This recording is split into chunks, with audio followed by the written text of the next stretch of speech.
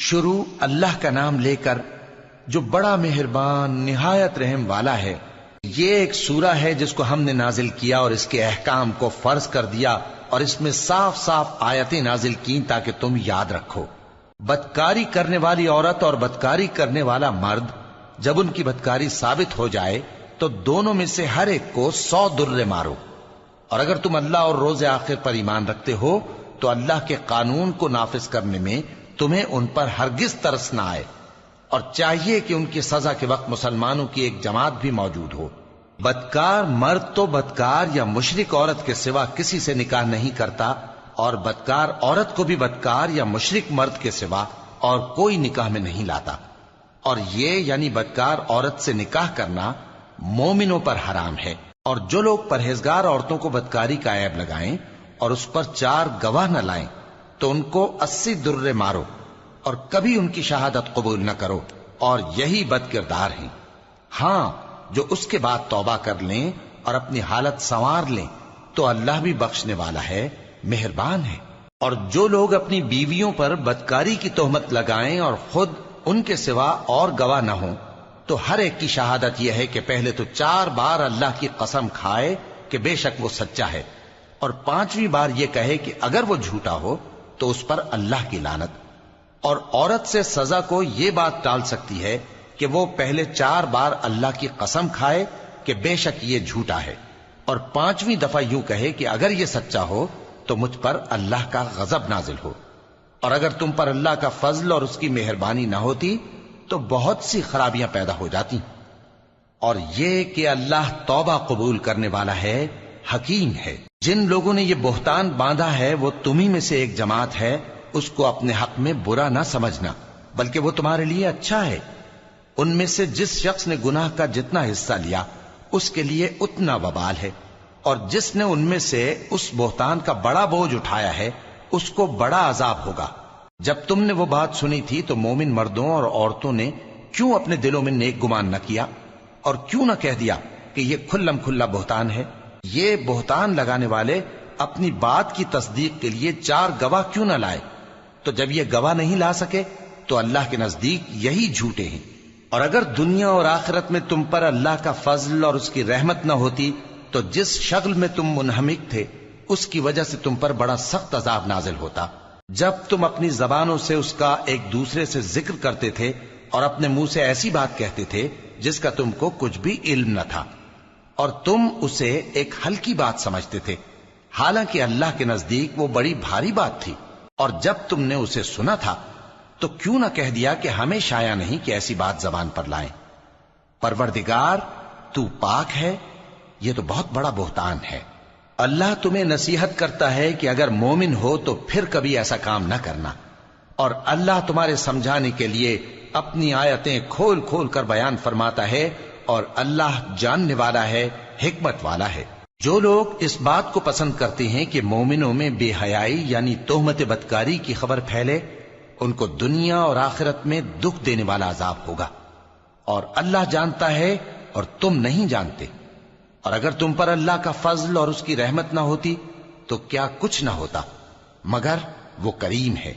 اور یہ کہ اللہ نہایت مہربان ہے، رحیم ہے۔ مومنوں، شیطان کے قدموں پر نہ چلنا، اور جو شخص شیطان کے قدموں پر چلے گا تو شیطان تو بے حیائی کی باتیں اور برے کام ہی بتائے گا۔ اور اگر تم پر اللہ کا فضل اور اس کی مہربانی نہ ہوتی تو ایک شخص بھی تم میں پاک نہ ہو سکتا، مگر اللہ جس کو چاہتا ہے پاک کر دیتا ہے، اور اللہ سننے والا ہے، جاننے والا ہے۔ اور جو لوگ تم میں صاحب فضل اور صاحب مال ہیں وہ اس بات کی قسم نہ کھائیں کہ رشتہ داروں اور محتاجوں اور وطن چھوڑ جانے والوں کو کچھ نہیں دیں گے، اور ان کو چاہیے کہ معاف کر دیں اور درگزر کریں۔ کیا تم پسند نہیں کرتے کہ اللہ تم کو بخش دے؟ اور اللہ تو بخشنے والا ہے، مہربان ہے۔ جو لوگ پرہیزگار اور برے کاموں سے بے خبر اور ایماندار عورتوں پر بدکاری کی تہمت لگاتے ہیں ان پر دنیا اور آخرت دونوں میں لعنت ہے، اور ان کو سخت عذاب ہوگا، یعنی قیامت کے روز جس دن ان کی زبانیں اور ہاتھ اور پاؤں سب ان کے کاموں کی گواہی دیں گے۔ اس دن اللہ ان کو ان کے اعمال کا پورا پورا اور ٹھیک ٹھیک بدلہ دے گا، اور ان کو معلوم ہو جائے گا کہ اللہ برحق اور حق کو ظاہر کرنے والا ہے۔ ناپاک عورتیں ناپاک مردوں کے لیے ہیں اور ناپاک مرد ناپاک عورتوں کے لیے، اور پاک عورتیں پاک مردوں کے لیے ہیں اور پاک مرد پاک عورتوں کے لیے۔ یہ پاک لوگ ان جھوٹوں کی باتوں سے بری ہیں اور ان کے لیے بخشش اور نیک روزی ہے۔ مومنوں، اپنے گھروں کے سوا دوسرے لوگوں کے گھروں میں گھر والوں سے اجازت لیے اور ان کو سلام کیے بغیر داخل نہ ہوا کرو، یہ تمہارے حق میں بہتر ہے، اور ہم یہ نصیحت اس لیے کرتے ہیں کہ شاید تم یاد رکھو۔ پھر اگر تم گھر میں کسی کو موجود نہ پاؤ تو جب تک تم کو اجازت نہ دی جائے اس میں مت داخل ہو، اور اگر یہ کہا جائے کہ اس وقت لوٹ جاؤ تو لوٹ جایا کرو، یہ تمہارے لیے بڑی پاکیزگی کی بات ہے، اور جو کام تم کرتے ہو اللہ سب جانتا ہے۔ ہاں، اگر تم کسی ایسے مکان میں جاؤ جس میں کوئی نہ بستا ہو اور اس میں تمہارا اسباب رکھا ہو تو تم پر کچھ گناہ نہیں، اور جو کچھ تم ظاہر کرتے ہو اور جو پوشیدہ کرتے ہو اللہ کو سب معلوم ہے۔ مومن مردوں سے کہہ دو کہ اپنی نظریں نیچی رکھا کریں اور اپنی شرمگاہوں کی حفاظت کیا کریں،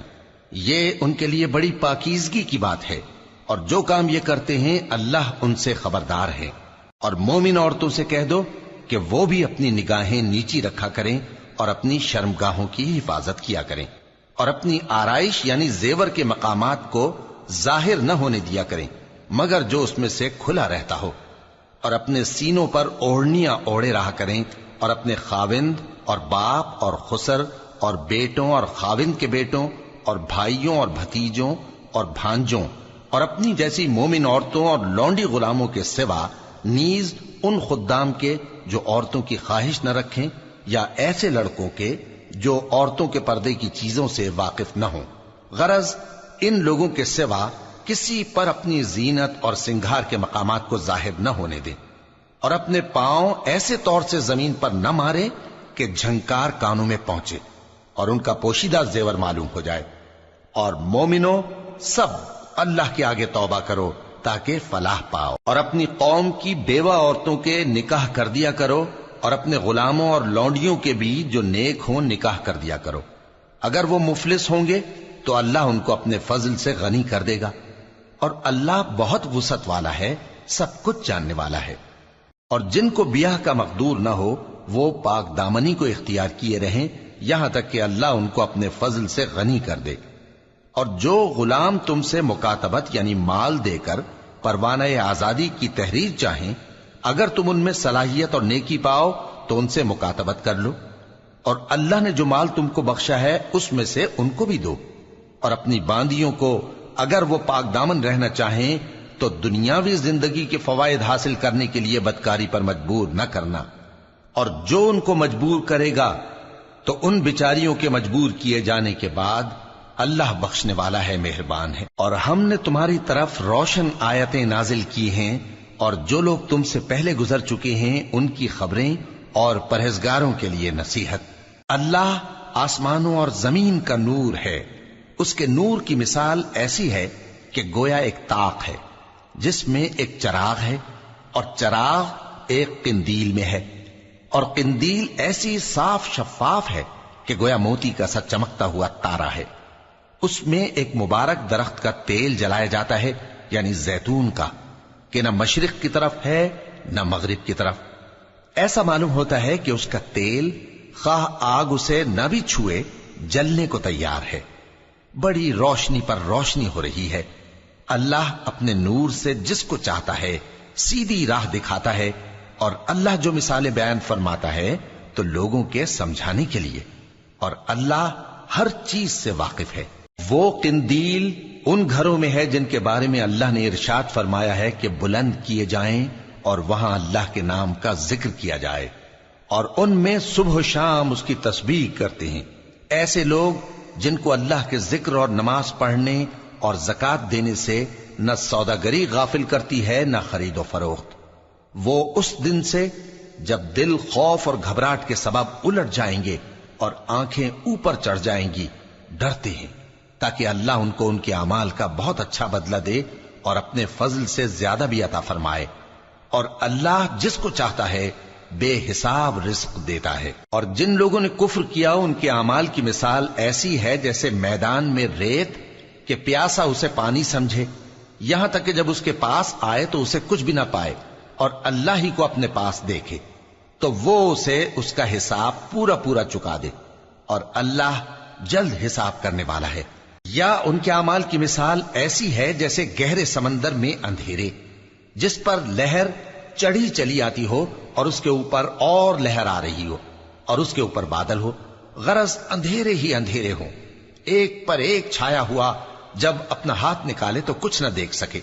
اور جس کو اللہ روشنی نہ دے اس کو کہیں بھی روشنی نہیں مل سکتی۔ کیا تم نے نہیں دیکھا کہ جو لوگ آسمانوں اور زمین میں ہیں اللہ کی تسبیح کرتے رہتے ہیں، اور پر پھیلائے ہوئے پرندے بھی، اور سب اپنی نماز اور تسبیح کے طریقے سے واقف ہیں، اور جو کچھ وہ کرتے ہیں سب اللہ کو معلوم ہے،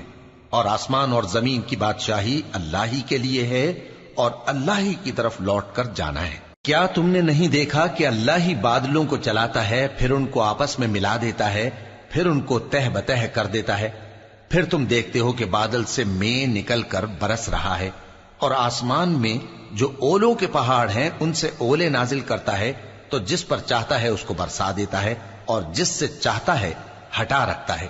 اور بادل میں جو بجلی ہوتی ہے اس کی چمک آنکھوں کو خیرہ کر کے بینائی کو اچ کے لیے جاتی ہے۔ اللہ ہی رات اور دن کو بدلتا رہتا ہے،